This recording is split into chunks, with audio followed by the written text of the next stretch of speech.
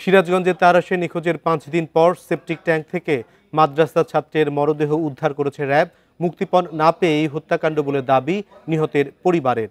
RAB জানায়, নিহত মারুফ হোসেন স্থানীয় হাফিজিয়া মাদ্রাসার ছাত্র। গত 5 তারিখে ঝড়ঝুরি বাজার থেকে মারুফ হোসেন নিখোঁজ হয়। বিকাশে কম খরচে ক্যাশ আউটের লিমিট বেড়ে 50,000, প্রিয় এজেন্টও 2টা।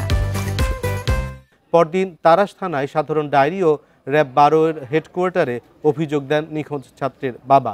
এ ঘটনায় প্রযুক্তি সহায়তায় বিভিন্ন জেলায় অভিযান চালিয়ে 5 জনকে আটক করা হয়।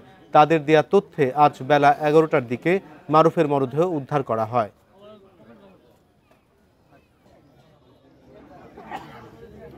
এটি একটি প্রত্যন্ত জায়গা এবং তাদের দেওয়া তথ্য অনুযায়ী কিন্তু আমরা ভিকটিমের মৃতদেহ উদ্ধার করতে সক্ষম হয়েছি।